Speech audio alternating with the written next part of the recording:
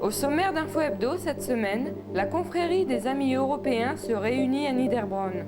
La sortie du lever de soleil du 1er mai et tout de suite l'enquête sur les accès handicapés à Niederbronn-les-Bains.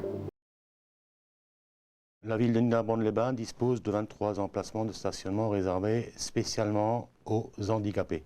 Ces emplacements sont situés aux abords ou à proximité des commerces et des services tels que les pharmacies, cures, gares, etc. Très souvent, ces places sont prises, alors qu'il y a d'autres places, disons normales, qui ne sont pas occupées. Mais on préfère occuper ces places-là parce que, effectivement, c'est plus pratique pour les gens, ils ont moins à se déplacer, quoi. L'excuse que j'entends très souvent, c'est que oh, on n'en a pas pour longtemps, on en a pour 5 minutes. Oui, pendant ces 5 minutes, je veux dire, il y a une personne qui peut venir et puis qui a voté à cette place. Notre cheval de bataille à Niederbronn, c'est justement les gens qui stationnent sur ces emplacements-là.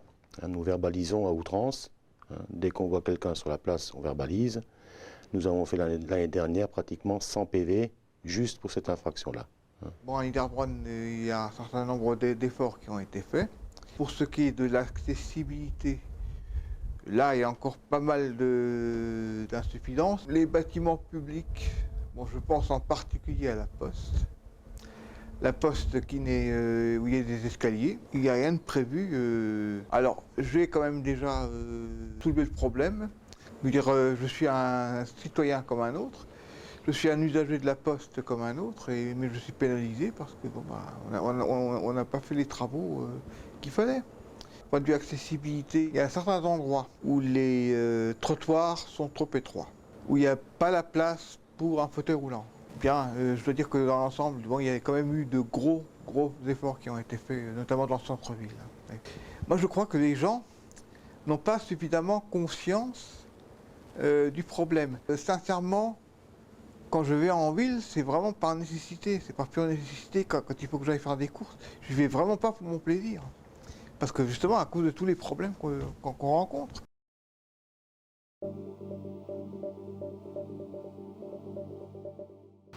L'hôtel de ville de Niederbronn-les-Bains accueille la confrérie des Amis européens.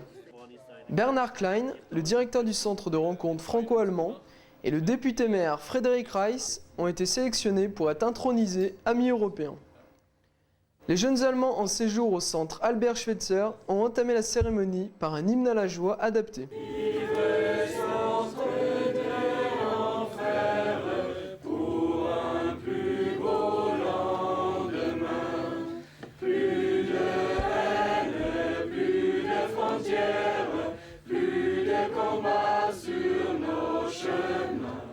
La confrérie des Amis européens est basée à Maastricht. La délégation présente respecte le protocole pour remettre les médailles à messieurs Klein et Reiss. Des Allemands de la ville jumelée Bad Schönborn assistent à cette cérémonie qui célèbre l'amitié entre les peuples.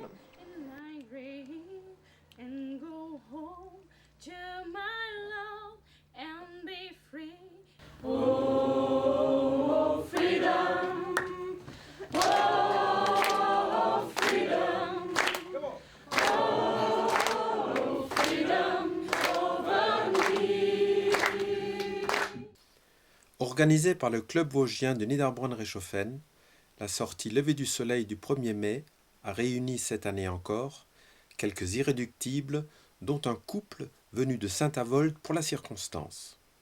La tradition de la marécure, ça existe depuis 1935. Ça a toujours lieu malgré le mauvais temps, mais disons ça a une influence sur le nombre de participants. L'épreuve consiste à se réveiller alors qu'il fait encore nuit, pour une marche d'1 heure tout en montée, jusqu'au sommet des Vosges du Nord. Partir à 5 heures le matin, il faut déjà avoir du courage. Alors je remercie les 15 participants et malgré le mauvais temps qu'il faisait hier, le beau temps était au rendez-vous aujourd'hui et on a pu admirer un magnifique lever du soleil du haut de la tour du Grand Wienersberg.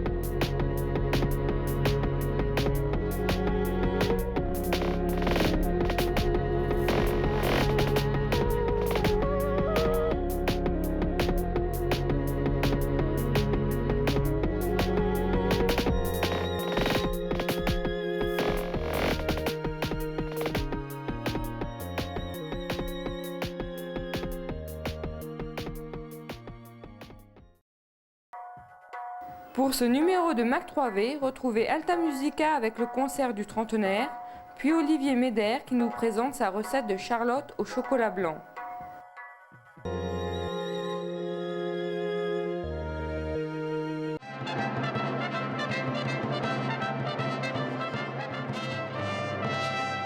L'ensemble Alta Musica fête aujourd'hui son 30e anniversaire.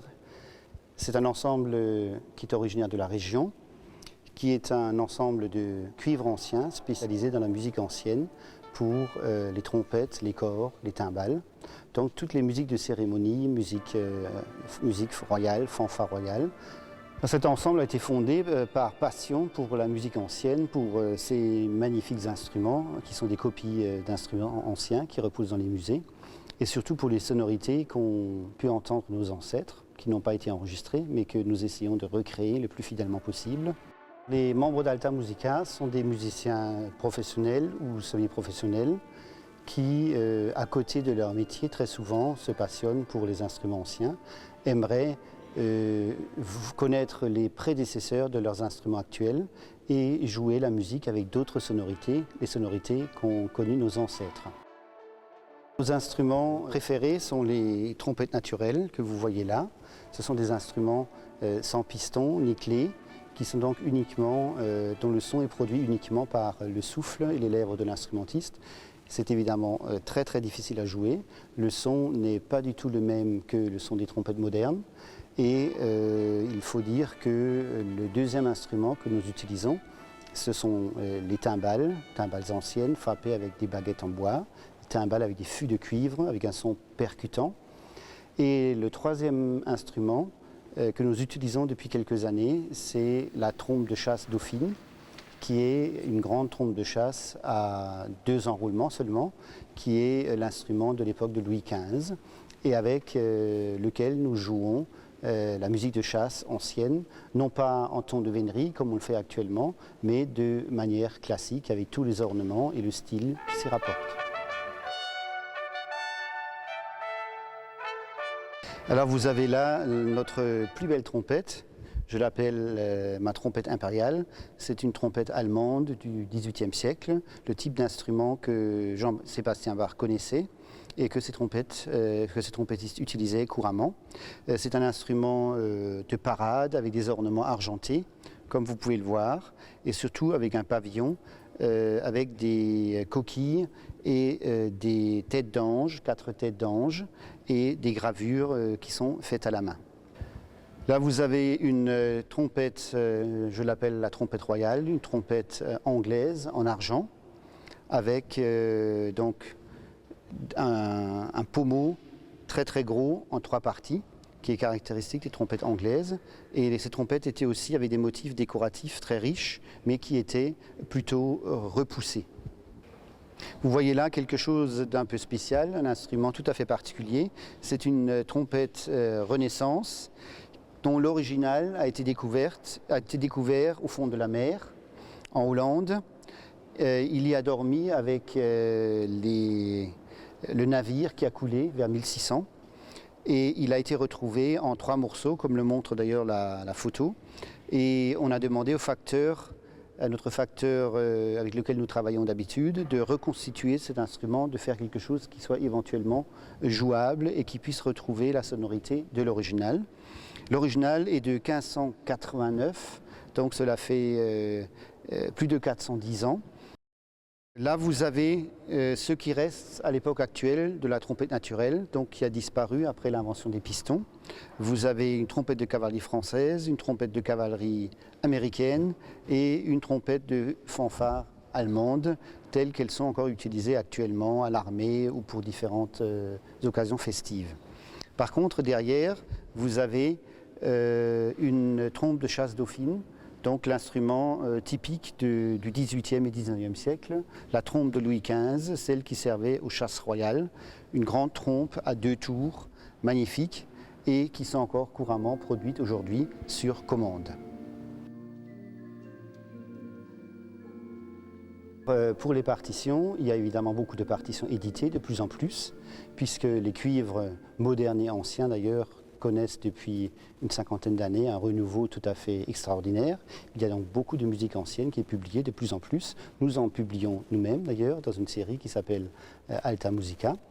Mais il y a encore beaucoup de choses qui dorment dans les bibliothèques, qui dorment dans les bibliothèques des princières, dans les bibliothèques des abbayes, dans les bibliothèques municipales de l'Île-de-France, d'Allemagne et de tous les pays d'Europe.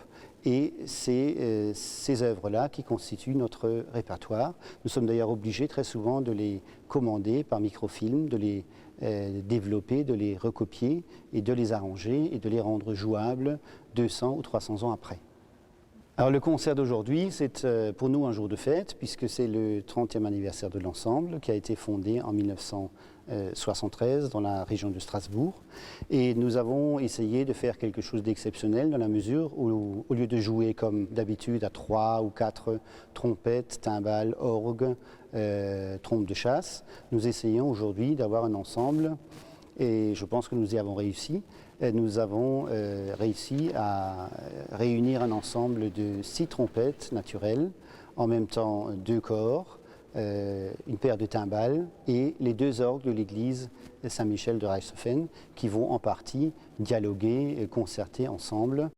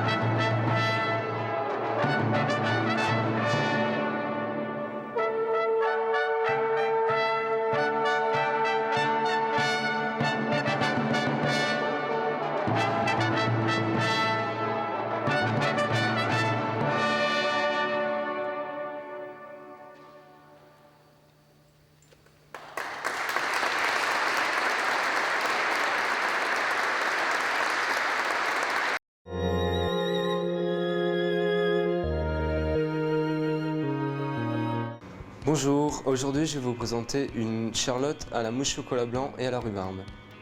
Voilà, alors pour les ingrédients, il me faut 200 g de chocolat blanc, de la crème fraîche, du lait,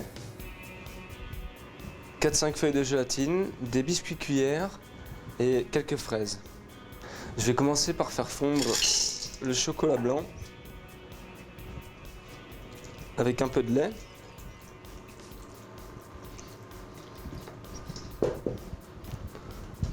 dans une casserole au bain-marie. Je vais faire tremper 4 feuilles de gélatine dans de l'eau froide.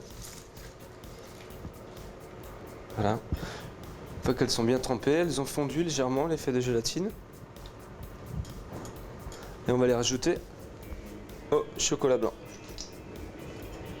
Alors je vais préparer un petit peu de sirop de sucre avec 100 g de sucre et un peu d'eau.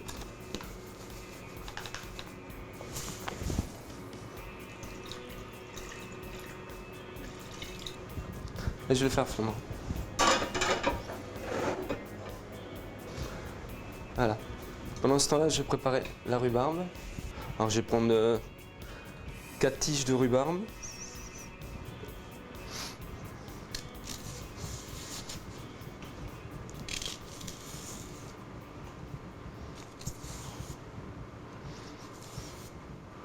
Je vais prendre cette rhubarbe, je vais la fendre en 2, en 4, de façon à ce que ça fasse des tiges fines. Une fois que ma rhubarbe est coupée en fines tiges, je vais l'émasser finement ou le hacher finement au couteau.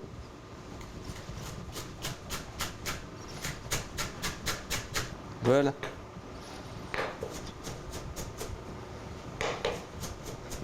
Lâcher. Voilà, je vais prendre la rhubarbe et la sucrer légèrement pour qu'elle tire le reste d'eau de végétation.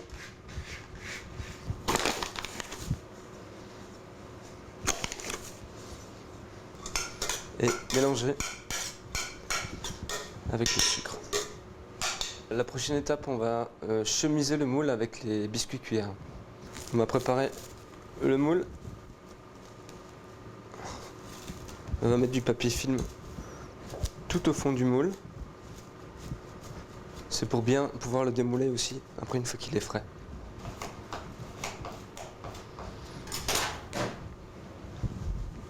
Servir d'un torchon pour bien aplatir le papier film tout au fond du moule. Il faut prendre le sirop de sucre. Une fois que le sucre a bien fondu, rajouter un peu de rhum blanc. Voilà, on prend les doigts, on prend chaque biscuit cuillère, on la trempe et on chemise tout autour du moule.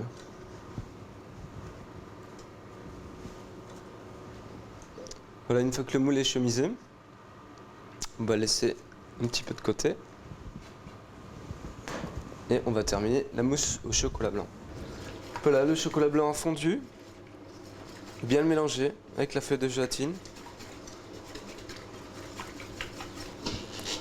On va le retirer du feu. On va refroidir un tout petit peu le chocolat blanc.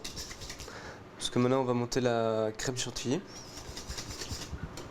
Alors pour monter la crème chantilly, il faut le monter obligatoirement sur de la glace pilée.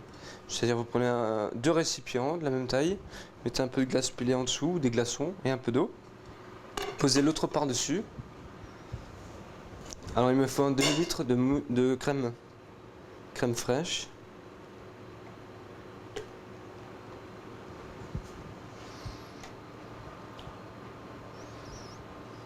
Et on va monter la crème fraîche sur de la glace.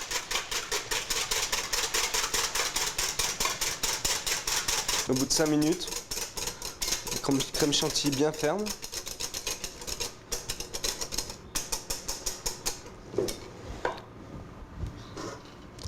On vérifie le chocolat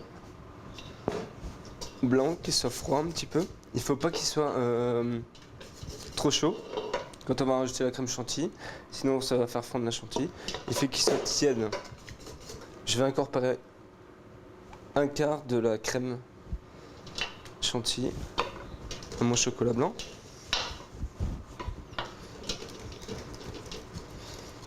Après ça, je vais rajouter le reste d'un coup.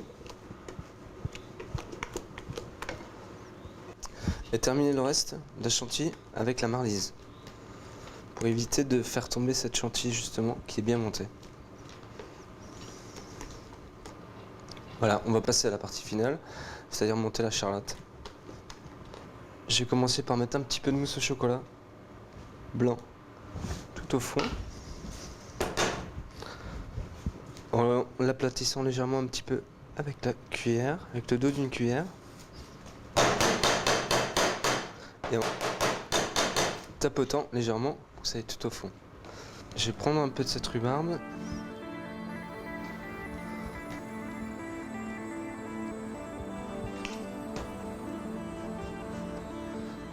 Et je vais faire une couche de rhubarbe entre. On reprend un peu de mousse chocolat blanc. On refait une couche.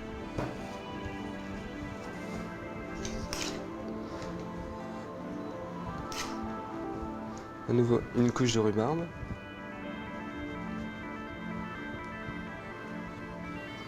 Voilà. Et pour terminer, une couche de mousse. Je vais légèrement entailler les biscuits cuillères pour les rabattre.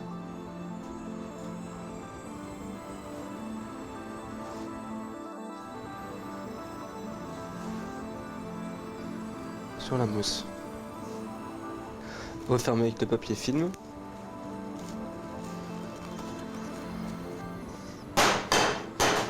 Et à la fin, un petit peu tapoter pour que toute la mousse se tasse. Tout au fond. Voilà, il faudra le mettre 2 à 3 heures au frigidaire. Voilà, au bout de 2 ou 3 heures, ma mousse au chocolat blanc est bien figée. Je vais la démouler sur une assiette. Place l'assiette par-dessus. Et on la sort.